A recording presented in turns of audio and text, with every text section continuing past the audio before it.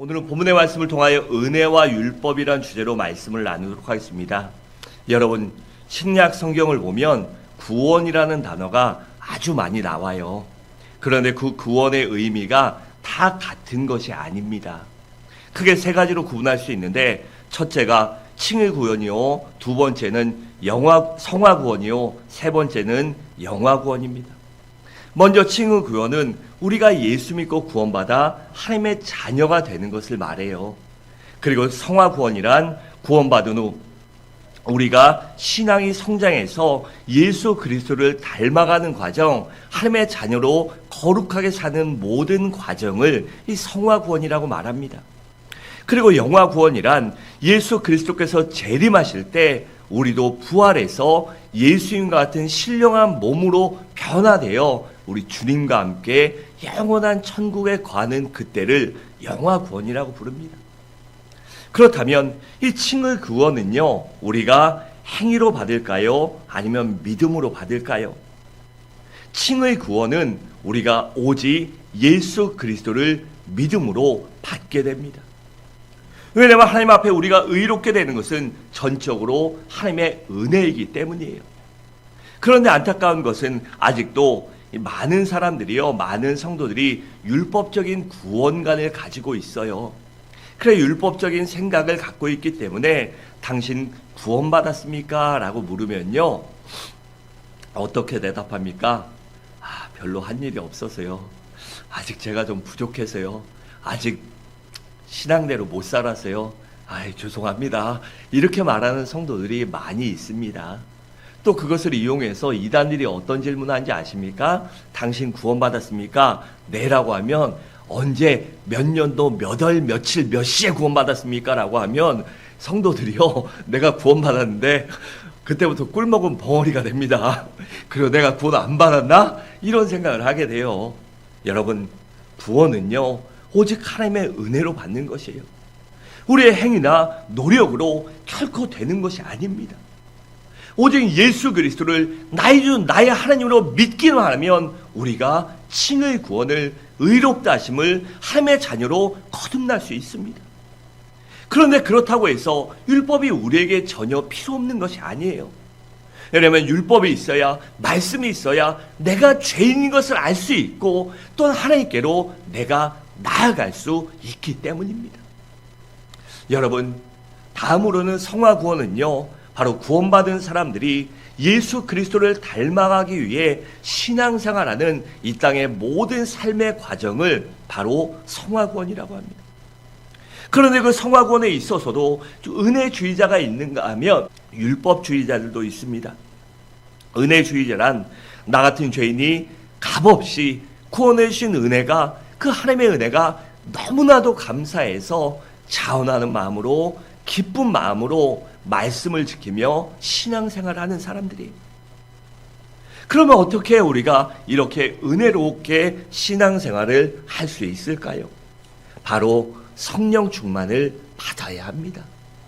성령 충만 받고 성령의 은혜가 있어야 우리가 은혜롭게 기쁜 마음으로, 자원하는 마음으로 신앙생활 할 수 있어요. 그래서 에베소 5장 18절에서 21절은 이렇게 말씀합니다. 술 취하지 말라. 이는 방탕한 것이니 오직 성령으로 충만함을 받으라. 시와 찬송과 신령한 노래들로 서로 화답하며 너희 마음으로 주께 노래하며 찬송하며 범사에 우리 주 예수 그리스도의 이름으로 항상 하나님 아버지께 감사하며 그리스도를 경외함으로 피차 복종하라 라고 있습니다. 이처럼 성령 받아야 우리가 은혜롭게 기쁜 마음으로, 감사하는 마음으로, 자원하는 마음으로 신앙생활 할 수 있는 것입니다. 다음으로 율법주의자란 체면이나 의무감으로 신앙생활을 합니다. 그러다 보니 기쁨도 없고 감사도 없습니다. 그렇다 보니 억지로 마지못해서 신앙생활할 때가 많이 있는 것이에요. 여러분, 그렇다면 우리들에게 율법주의가 완전히 필요 없을까요? 아닙니다. 우리 성도에게는요, 율법주의도 어느 정도는 필요해요. 왜냐하면 우리가 억지로라도 의무감 때문에, 체면 때문이라도요, 억지로다도 신앙생활 할 때 그렇게 하다 보면 은혜 받을 수 있기 때문입니다. 이어 우리가 항상 은혜 충만하고 성령 충만하고 기쁨과 감사가 충만한 것이 아니지 않습니까? 우리의 신앙이 날마다 올라가면 얼마나 좋아요. 그런데 우리의 일생을 돌아보십시오. 올라갈 때가 있으면 내려갈 때가 있습니다. 또 내려갈 때가 있으면 올라갈 때가 있어요. 그런데 내려갈 때 은혜 받지 못하고 아니면 힘들고 정말 어렵고 눈물밖에 안 나올 때도 우리가 억지로라도 신앙생활 하다 보면 억지로라도 말씀하고 억지로라도 기도하고 억지로라도 예배드리고 억지로라도 봉사하다 보면 바로 우리가 신앙을 회복할 수 있기 때문입니다.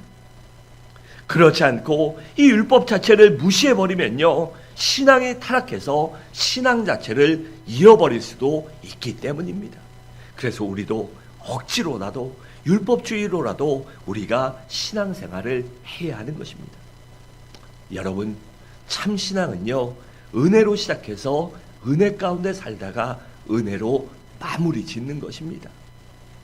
그렇지 않고 어쩌다가 율법으로 갔더라도 어쩌다가 은혜 받지 못하고 어쩌다가 신앙과 믿음이 떨어졌더라도 다시 노력해서 다시 성령 충만 받아 은혜로 돌아와서 은혜로 마무리 짓는 것이 바로 우리의 신앙이고 우리의 삶임을 잊지 말아야 합니다.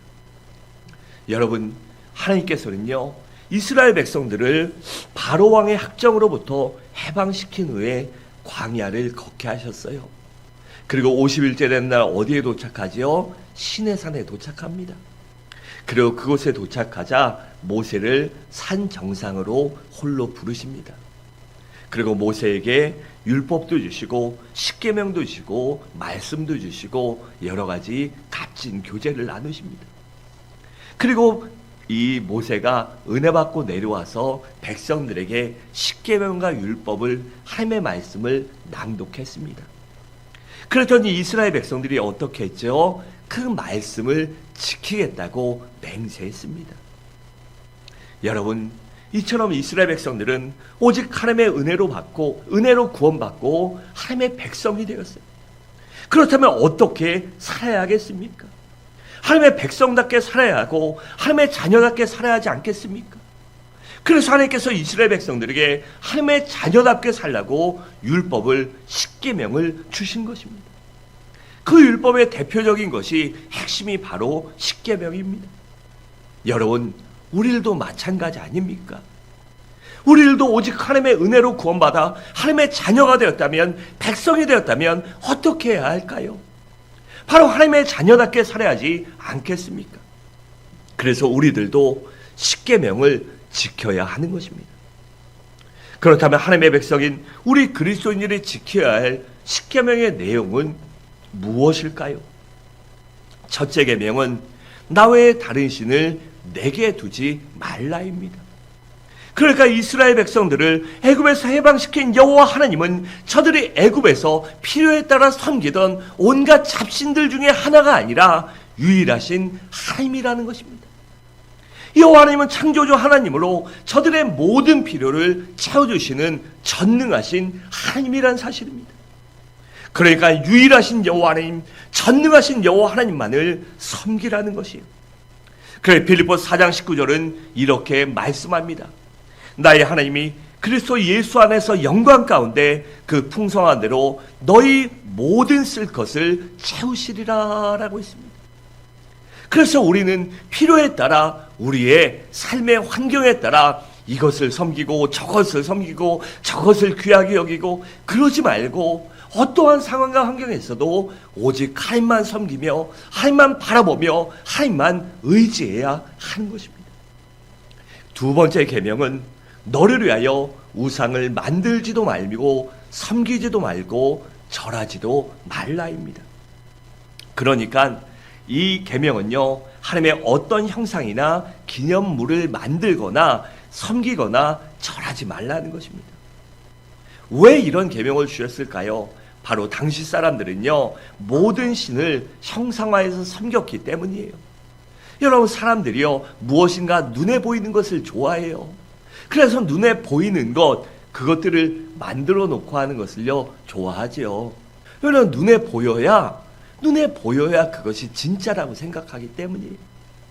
그래서 신들도 자신들이 원하는 형상대로 이것이 뭔가 나를 도와줄 것 같고 이것이 뭔가 나에게 힘이 될 것 같은 그런 모양을 만들었고 섬겼기 때문에 하나님이 그런 것을 만들지 말라고 하신 거예요. 여러분, 하나님께서 그들에게 이런 우상을 만들지 말라고 하신 데는 크게 두 가지 이유가 있어요. 그 첫 번째 이유는 그 어떤 형상으로도 하나님을 표현할 수 없기 때문입니다. 여러분, 여호와 하나님은 우리 인간의 상식을 또한 이성을 초월하시는 하나님이세요. 그리고 그 어떤 창조물보다 강력하시며 또한 우주의 어떤 것보다도 강하신 전능하신 여호와 하나님입니다. 그러니 그 하나님을 무엇으로 표현할 수 있겠습니까? 또한 두 번째로 그 형상을 만들지 말라는 이유는 바로 사람들이 생명 없는 물체의 노예가 되는 것을 원하지 않으셨기 때문입니다. 이렇게 말하니까 조금 너무 이렇게 센 것 같죠? 여러분, 하나님께서는요, 하나님의 자녀들이 그렇게 세상 것에 얽매여서 쓸데없는 것에 얽매여서 삶을 자유롭게 살지 못하는 것을 원치 않으셨어요. 여러분, 세상의 종교를 보십시오. 얼마나 사람들을 속박하는지 모릅니다. 우리나라 같은 경우에 이사 맘대로 합니까? 저희는 이 길일, 흉일 뭐 이런 거 나누잖아요. 그게 얼마나 좋은지 몰라요. 왜냐면 저희는 이사할 때 뭐 당장 급한 거 아니면 길일이다 이러면 그 일 피하고요. 길일 아니다 사람들이 이사 안 하는 날 있잖아요. 그런 날 골라서 하면 얼마나 싼지 모릅니다. 제가 아는 분은 제가 대전에서 여기로 이사 왔잖아요. 그런데 저희가 짐이 좀 많았거든요. 근데 그 짐을 서울에서 대전 오는데 600만 원을 준 분이 있어요. 근데 저희 얼마 온지 아십니까? 180만 원에 왔어요. 어떤 날에 와서? 사람들이 이사하라는 날에 와서. 사람들이 꺼리는 날에 와서 그걸 싸게 왔습니다. 그런데 그 주에도 그 앞뒤로 길일이라고 하는 날이 있었는데 그 날짜를 보니까요, 보통 5, 600 달라고 그래요. 그래서 댓글도 제일 싼 날, 사람들 제일 이사 안 하는 날, 그날 주십시오. 그날 길일인데 하시겠어요? 목사가 뭘 따집니까? 하나님이 함께 하시는데 뭐 그까 있고 길일이고 어디 있습니까? 하나님이 축복해 줘야 하는 거지. 그래서 싸게 했어요. 여러분, 성도 얼마나 자유롭습니까? 우리 이사할 때 그런 거 따지지 않지 않습니까? 또 심지어 결혼할 때도요, 그런 날짜를 따집니다. 그래서 길일이라고 하면 뭐 몇 년에 한 번 있는 날이다 이러면요, 예식장도 얼마나 비싼지 모릅니다. 그리고 공장에서 찍어내는 그 결혼식 1시간 들어가서 1시간 안에 끝내고 나와야 되잖아요.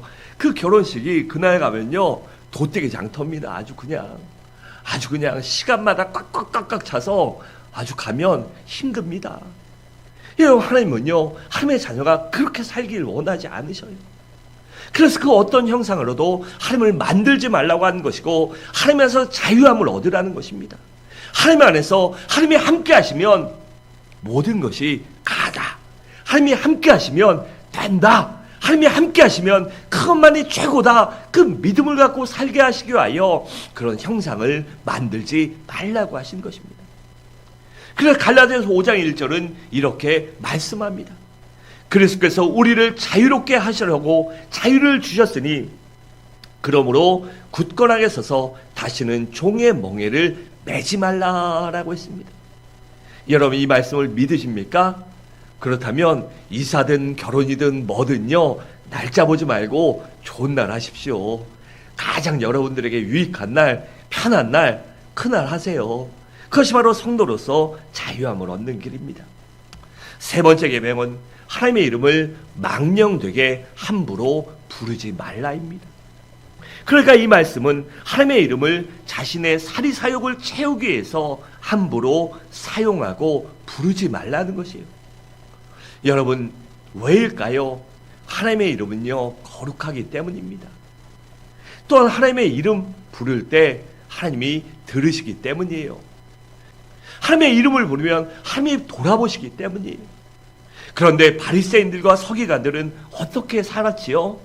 바로 자신들의 이익을 채우기 위해서 자신들의 사상과 자신들의 관념과 자신들의 고정관념, 그것을 채우기 위해서 하나님의 이름을 망령되이 사용했습니다.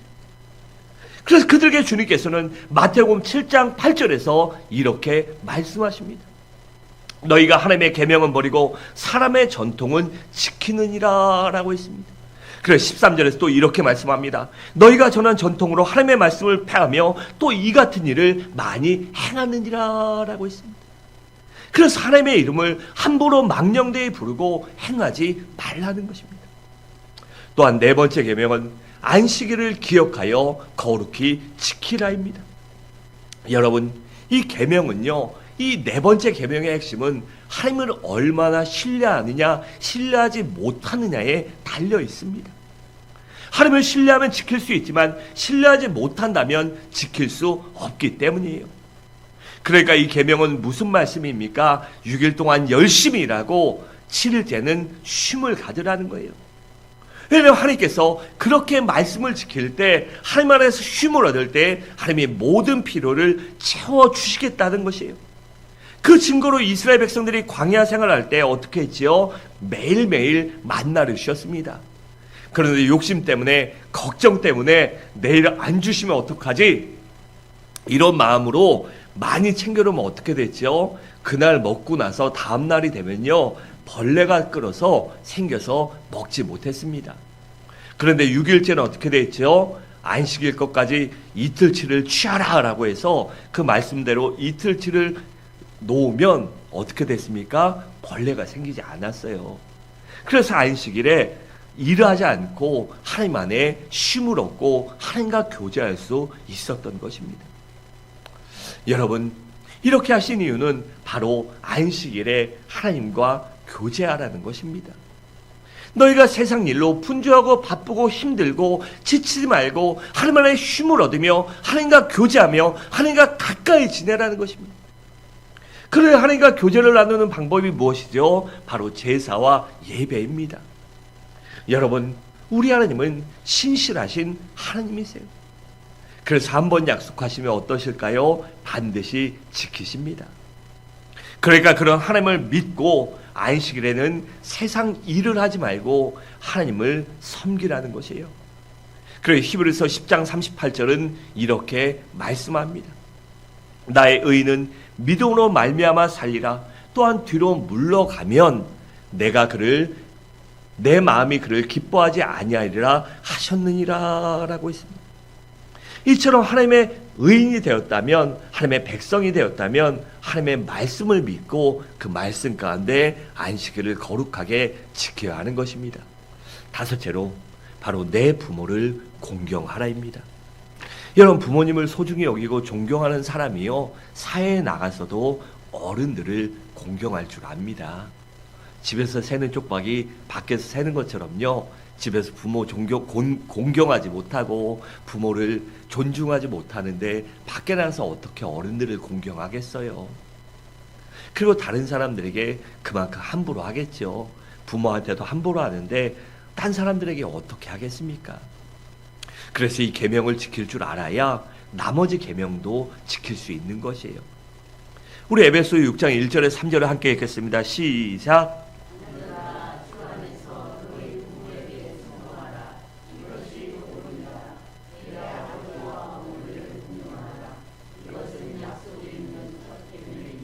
이로써 내가 잘되고 땅에서 장수하리라. 아멘. 이처럼 하나님의 말씀을 믿는다면 먼저 사람 사이에서는요, 부모님을 공경할 줄 알아야 합니다. 여섯 번째로 살인하지 말라입니다. 그러니까 이 말씀은 다른 사람의 생명을 소중히 여기라는 것이에요. 단지 내가 살인하지 않고 죽이지 않으니까 끝난 것이 아니라 타인의 생명을 소중하게 여기고 타인을 존중하라는 것입니다. 여러분, 이 당시에는요, 노예제도가 있었습니다. 아니, 1800년대, 1900년대 초까지만 해도 이 노예제도가 있었어요. 그들을 돈으로 사고 팔며 심지어 죽이기까지 했습니다. 우리나라 조선시대에도요, 이 노비나 이 종들을 죽이거나 함부로 하는 일이 얼마나 많이 있었습니까? 그래서 홍길동전이 나온 거죠.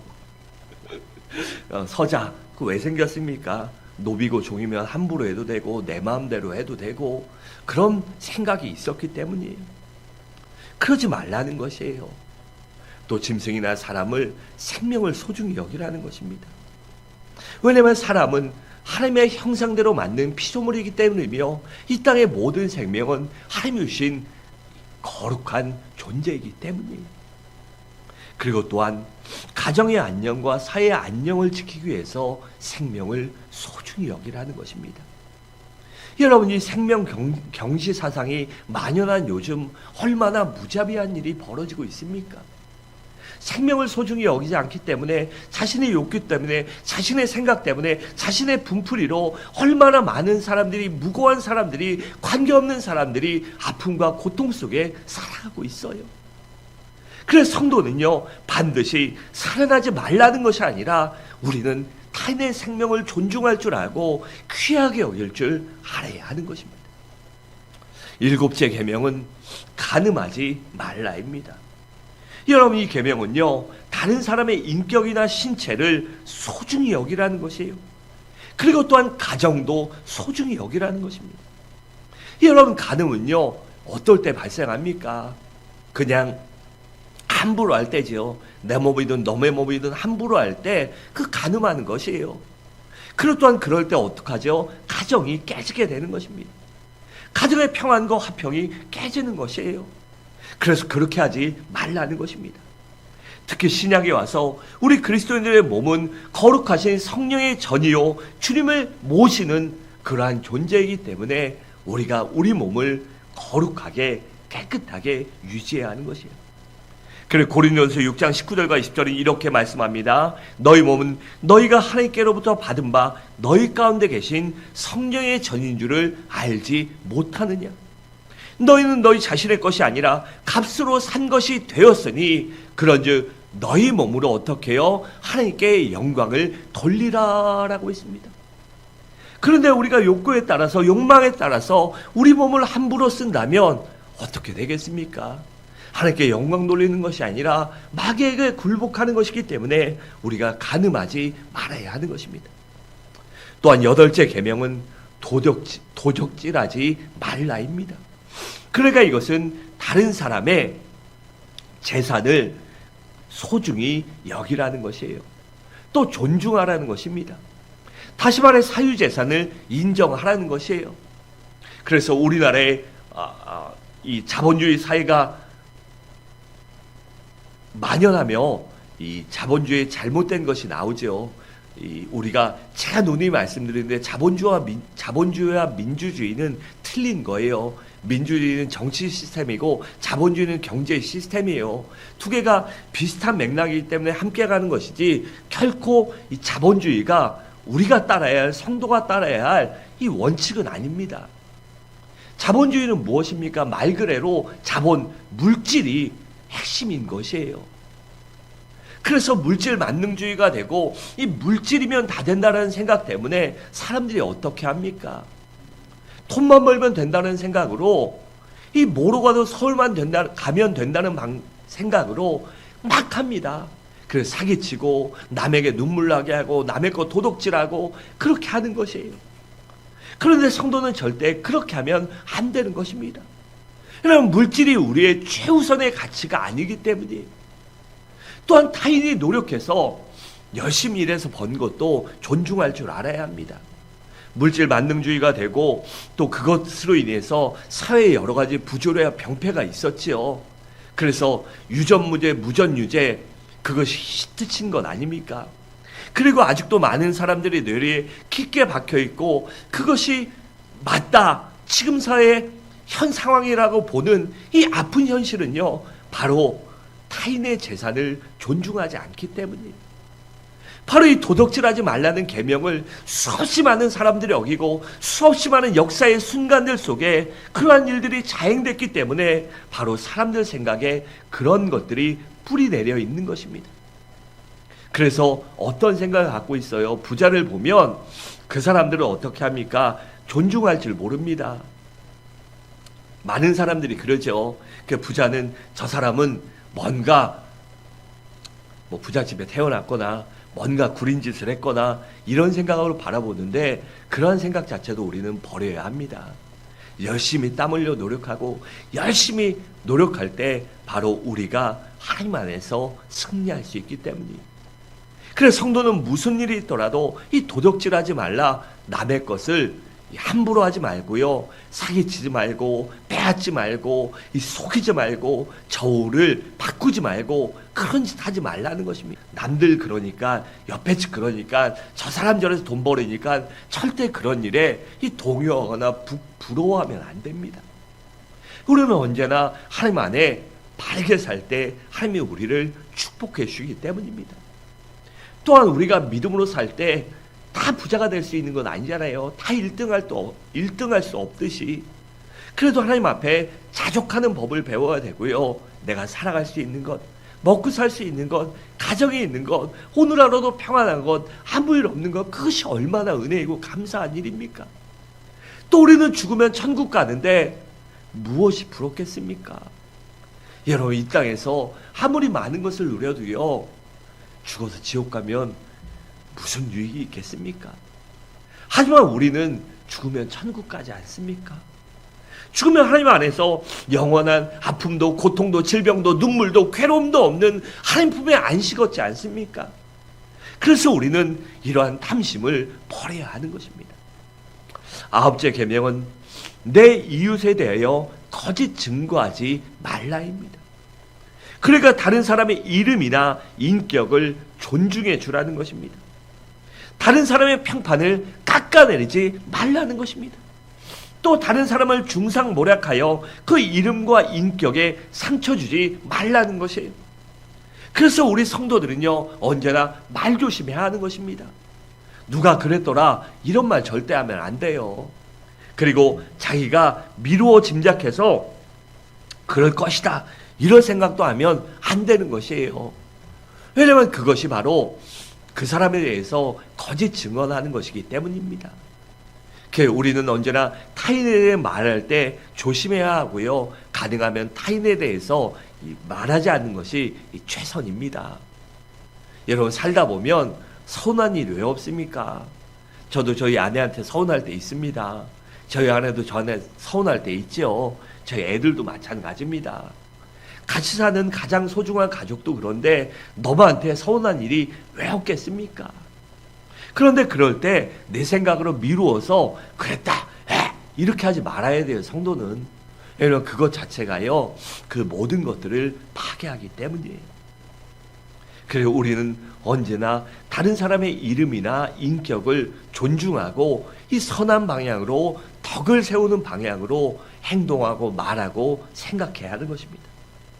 마지막으로 10번째 계명은 내 이웃의 것을 탐내지 말라입니다. 그러니까 이웃과 아름다운 관계를 맺고 살라는 것이에요. 여러분, 인간관계가 언제 깨집니까? 바로 내 마음속에 탐심이 생길 때입니다. 그 탐심이 관계를 깨뜨리고 망치는 것이에요. 그래서 성경은 탐심을 무엇이라고 하죠? 우상숭배라고까지 말합니다. 여러분, 물질보다 더 소중한 것이 바로 인간관계입니다. 그래서 우리는요, 언제나 물질보다 인간관계를 소중히 여기시기 바랍니다.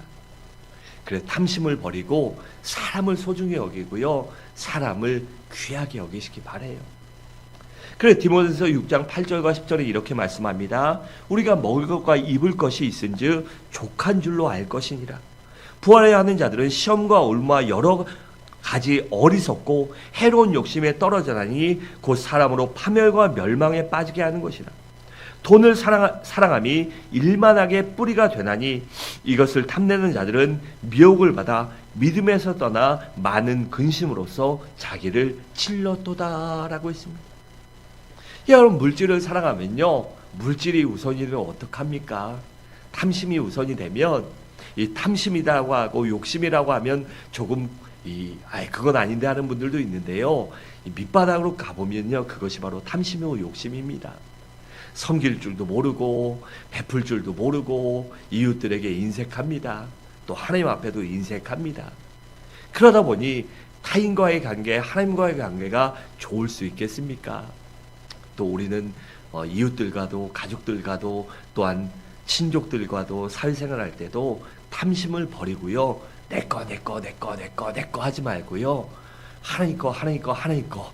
그 하나님이 섬기고 베풀라고 주신 거라는 마음을 갖고 베풀며 살아가시기 바랍니다. 사랑하는 성도는 말씀 마치겠습니다. 우리 그리스도인들은 신앙과 인격과 삶이 보다 성숙해져야 합니다. 그러기에 말씀을 지키며 십계명을 지키며 살아가시기 바랍니다. 그래야 하나님과 아름다운 인격적인 관계를 맺고 내 주변 사람들과도 그러한 관계를 맺음으로 말미암아 하나님의 사랑받고 인정받는, 또한 주변 사람들에게 사랑받는 우리 모든 성도님들 되시기를 주님의 이름으로 간절히 축원합니다.